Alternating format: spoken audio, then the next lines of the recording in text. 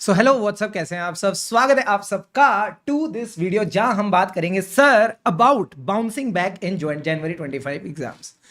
सो inter के result आ चुके हैं और अगर आप आसपास हर जगह देखोगे तो आपको लगेगा यार क्या धुआंधार रिजल्ट आए, इतने सारे बच्चे पास हो गए, ये हो गया वो हो गया। बट द रियलिटी इज हर 100 बच्चे जिन्होंने पेपर लिखा, मैं अभी बोथ ग्रुप्स वालों की बात नहीं कर रहा, let's talk about individual groups also.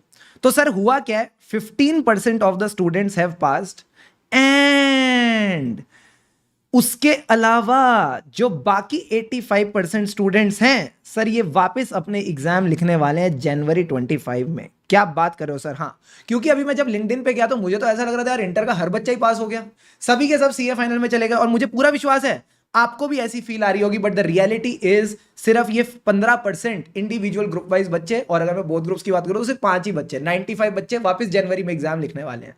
अब sir the game is very simple. ये जनवरी 25 एग्जाम्स में अब कौन पास होगा, ये जनवरी 25 एग्जाम्स में कौन पास होगा, तो मैंने कहा अगेन आपके पास अब दो ऑप्शन है। कुछ बच्चे होंगे जो आज की डेट में बहुत ज्यादा टेंशन लेंगे, और कुछ ऐसे बच्चे होंगे जो टेंशन नहीं एक्शन लेंगे। जो बच्चा एक्शन लेगा ना, जो बदमाश एक्शन ले जाएंगे, वो बच्चे पास हो जाएंगे। बिकॉज उनको पता है कि यार हाँ, जब ये 85% बच्चों की दिक्कत आई है रिजल्ट में, तो सबको मूव ऑन करने में टाइम लगेगा। और अगर आज मैं थोड़ा मूव ऑन कर गया, आज अगर मैंने एक्शन ले लिया, तो डेफिनेटली जनवरी 25 एग्जाम्स में मैं पास हो जाऊंगा। सर क्या एक्चुअल में ऐसे कुछ बदमाश होते हैं जो एक्चुअल में मूव ऑन कर जाते हैं और एग्जाम्स में पास हो जाते हैं? मैंने कहा सिर्फ पास नहीं हो जाते भाई साहब, वो एग्जेम्पशन भी ले आते हैं। और एग्जेम्पशन किसी सब्जेक्ट ऐसे ही नहीं, ऑडिट जैसे सब्जेक्ट में जहां पे 40% स्कोर करना भी एक टफ थिंग होती है। These students who could not clear the previous exams, they scored 60 and above in this September 24 exams। जी हाँ, मैं सच बोल रहा हूं।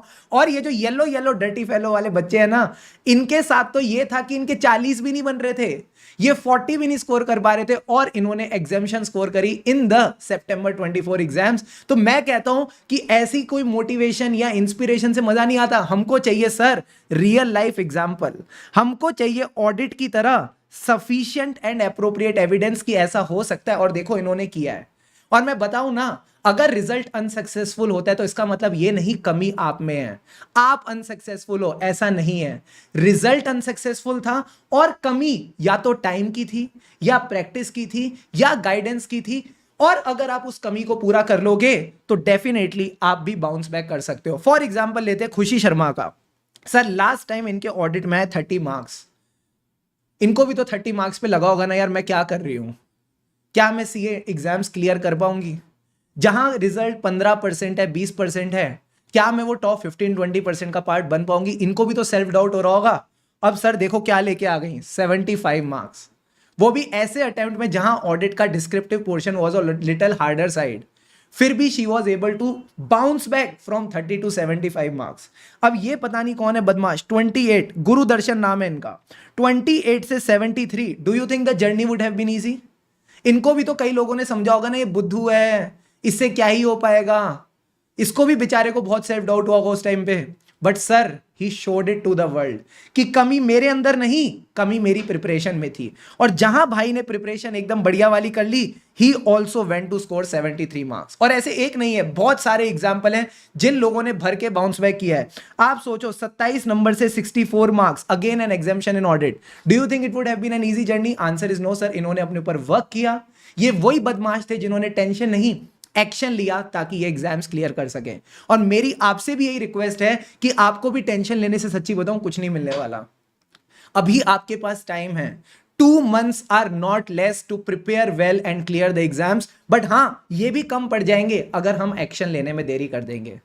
तो मैं आपसे बस एक रिक्वेस्ट करता हूं, ठीक है आप 1 दिन ले लो, 2 दिन ले लो, बट हमको रीस्टार्ट करना पड़ेगा, हमको एक्शन लेना पड़ेगा। And trust me, it is not tough. अगर आप ये मान लो ना कि गलती जो भी थी, दिक्कत जो भी थी, मैं उसको पूरा ठीक करने के लिए रेडी हूं, तो आपका रिजल्ट भी वापस ठीक हो जाएगा। वो अनसक्सेसफुल भी सक्सेसफुल में बदल जाएगा अगर हम उस पर एक्शन ले लें। तो सर हमको करना क्या चाहिए? तो मैं आपको एक बार पहले तो डिसाइड कर लेते कितने ग्रुप देने, कब देने, क्या देना है। Both versus first versus second. So the game is very simple. अगर आपने बोथ ग्रुप दिए थे और आपके सारे ही सब्जेक्ट्स में 40s 50s 40s 50s हैं, तो सिंपल सी बात है, आपकी जो कवरेज है उसको थोड़ा इंप्रूव करने की जरूरत है, थोड़ी सी बस प्रैक्टिस और करने की जरूरत है सारे सब्जेक्ट्स में, and you will be easily able to clear the June 25 exam. कुछ ज्यादा अलग करने की जरूरत नहीं है। अब sir second category of students की बात करते हैं, जिन्होंने अपना ग्रुप 1 दिया था। ध्यान से सुनना, जिन्होंने अपना ग्रुप 1 दिया था सितंबर 25 में, फिर उन्होंने ग्रुप 2 की क्लासेस ले ली कि अब हम जैन 25 में ग्रुप 2 क्लियर करेंगे, बट सर ग्रुप 1 अब अनसक्सेसफुल हो गया है, और ग्रुप 2 की मान लो उनकी क्लासेस 50% और मोर कंप्लीटेड है, यानी ग्रुप 2 की अभी प्रिपरेशन अच्छी चल रही है। ग्रुप 2 मतलब फ्लो अच्छा बना हुआ है। तो जब आपका ग्रुप 2 का फ्लो अच्छा बना हुआ है, तो मेरे दोस्त आपको ग्रुप 2 दे देना चाहिए, एंड जैन 25 में ग्रुप 2 क्लियर करो, फिर जो ग्रुप 1 है अपन उसको मई 25 में क्लियर कर लेंगे। ठीक है सर। अब आता है लास्ट केस। लास्ट केस ये है कि आपने मान लो ग्रुप 1 दिया था, ठीक है सर, या बोथ ग्रुप दिए थे। अब जब बोथ ग्रुप दिए तो सब में मार्क्स काफी कम है, तो आपको इस केस में ग्रुप 1 पे ही फोकस करना चाहिए, उसको क्लियर करो आराम से, उसके बाद ग्रुप 2 देखेंगे। सेकंड केस भी ये हो सकता है कि आपने ग्रुप 2 की क्लासेस या तो शुरू ही नहीं करी, या फिर ग्रुप 2 की क्लासेस ना बराबर हुई हैं। ऐसे केस में भी ग्रुप 1 पे फोकस करके ग्रुप 1 देना चाहिए। सो लास्ट केस है group 1 in all other cases. बात समझ आ रही है? हाँ सर, कोई दिक्कत की बात नहीं, हर 3 महीने में ऐसे एग्जाम ले रहे हैं, आराम से प्रिपेयर करके निकालो, नो इश्यूज अबाउट इट। ठीक है सर। अब सर एक बात बताओ, क्या रीजन हो सकता है हमारे अनसक्सेसफुल रिजल्ट का, और हम कैसे एक्शन लेके एग्जाम्स क्लियर कर सकते हैं? तो गेम इज वेरी सिंपल। अगर आपको लगता है आपका जो अटेम्प्ट रहा है जो अनसक्सेसफुल रहा है, it is due to lack of time. आपके पास टाइम की कमी थी, आपको रिविजन्स करने के लिए टाइम नहीं मिला, प्रैक्टिस करने के लिए टाइम नहीं मिला, जिस वजह से आपका स्कोर कम आया। सिंपल सी बात है, ज्यादा प्रैक्टिस करोगे, कॉन्फिडेंस बढ़ेगा, पास हो जाओगे, कोई दिक्कत की बात नहीं है। As simple as that. कर लेंगे सर। दूसरी चीज क्या हो सकती है, स्पेशली ऑडिट जैसे सब्जेक्ट में, it can be lack of conceptual clarity और गाइडेंस। सर कॉन्सेप्चुअल क्लैरिटी और गाइडेंस में फर्क है।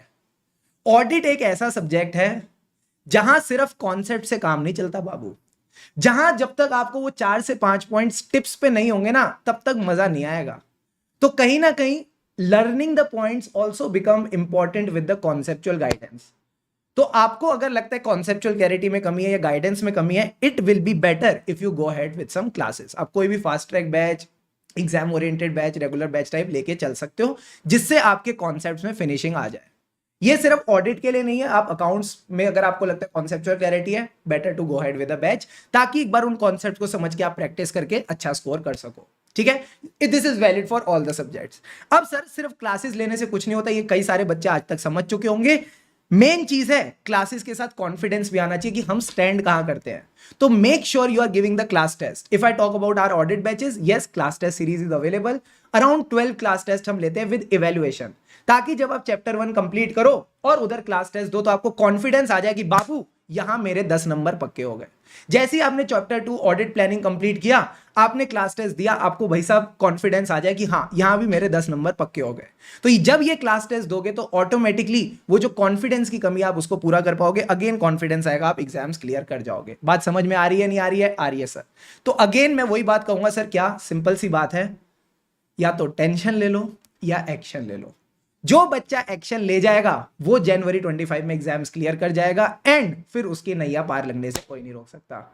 और आखिरी में अगेन यही कहूंगा, हम जनरली बैड इसलिए फील करते हैं, लो इसलिए फील करते हैं क्योंकि हमको लगता है हम फेल हो गए हैं, हम अनसक्सेसफुल हैं। नहीं, तैयारी अनसक्सेसफुल थी, तैयारी में कमी थी। अगर हम वो तैयारी में वो जो कमी थी उसको पूरा कर देंगे, अगर हम एक्शन ले लेंगे, अगर हम समझ जाएंगे कि यार हाँ प्रैक्टिस की कमी थी और प्रैक्टिस कर लेता हूं, कॉन्सेप्चुअल क्लैरिटी कमी थी, कॉन्सेप्ट्स पे और वर्क कर लेता हूं, ये वाले पॉइंट्स मुझे याद नहीं थे, चलो ठीक है मेमोरी टेक्निक लगाई, फ्लो समझा, इन पॉइंट्स को याद किया।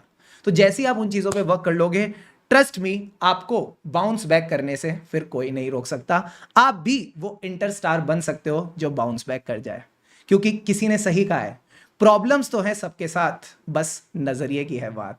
तो हमें अपना नजरिया एकदम पॉजिटिव रखना है, हमें अपना नजरिया एकदम सॉल्यूशन ओरिएंटेड रखना है, ताकि जब जैन 25 के रिजल्ट्स आए, जब जैन 25 के रिजल्ट्स आए, तो आप भी वो इंटर स्टार बन सको who bounced back, who showed to the world कि भाई मैं सक्सेसफुल हूं, मेरी तैयारी भी सक्सेसफुल है, it was just a matter of time.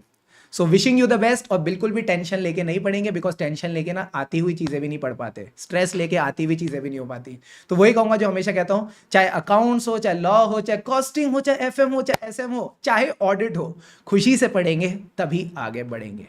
लगे रहो मित्रों, लगे रहो। All the best.